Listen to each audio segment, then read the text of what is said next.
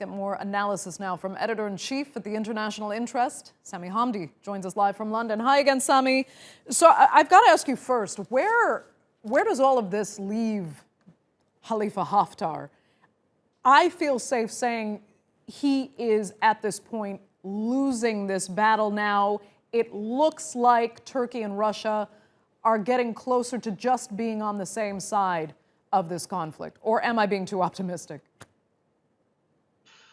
I think what we have to remember first and foremost is that Turkey turned the tide of the Tripoli offensive. It ended the Tripoli offensive by taking Al-Watia air base and putting Tarhuna under significant pressure. The idea of Haftar securing a military victory in Tripoli now looks non-existent, at least in the short term and in the medium term. And when you look at a map of Libya, you see now that Haftar no longer controls a lot of the western side of Libya, and Libya now looks split down the middle between east and west. So what Turkey has done, it has rescued Sarraj's seat at the negotiating table. Russia was not the prime backer of Haftar, although it's increasingly becoming the prime backer. The prime backer was the UAE, which has failed in giving Haftar that nudge that he needed to take Tripoli. Russia and Egypt were not entirely for the offensive. They believed they might benefit if the offensive succeeds, but they were more for improving Haftar's position at the negotiating table. In terms of where does this leave Haftar, the question is whether an alternative to Haftar actually exists and whether the UAE and Egypt want to give up somebody who has been the flag bearer of their policy and flag bearer of Eastern Libya, which would essentially compound what looks like a military defeat and the change in dynamics. So when we're looking at, for example, Haftar's position, when we look at the way that Russians are entering the field, the significant shift is not necessarily in that suddenly Haftar is now losing. The significant shift is that the power brokers are no longer Europe, they are no longer France, it's no longer the US, it's no longer Germany. The power brokers are now Turkey on one side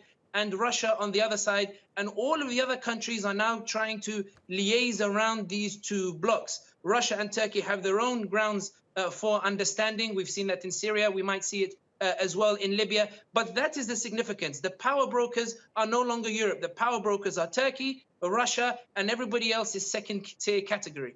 Okay. So you really paint the clearest picture of the international power brokers at play here. But you also talked about the short and medium term of Khalifa Haftar losing this battle. What does that say then for the long term? Can we expect him to, what, raise his head again at some point? His militia might go underground but not stay completely quiet? If the GNA had a more unified front, if the GNA had more unified stance with regards to its own position as an internationally recognized government, I'm talking about the forces fighting with it, and if we had not seen the revenge attacks and reprisals in the aftermath of Gaddafi, then we would be able to seriously talk about today of the Libyans living in the East welcoming a GNA offensive.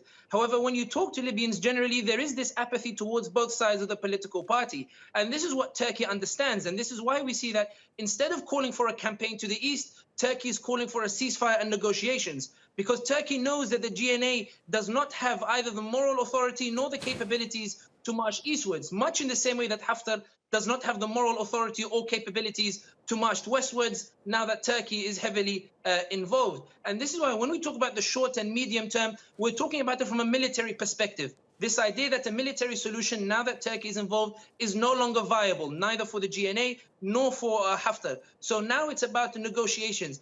While these negotiations are taking place, we can expect the powers that are involved in Libya, whether that be the UAE, whether that be Egypt or others, to try to empower Haftar or try to empower Misrata or some of these other forces fighting the GNA, try to empower them once more to prepare them for a potential renewed military operation if negotiations fail. This is why I stress that what we're seeing is the end of the Tripoli offensive, but not the end to the war. Okay. We're seeing an end to Haftar's bid for a military solution, but not necessarily a winding down of the conflict in Libya. Okay, Sami, thank you so much, as always, for that from London.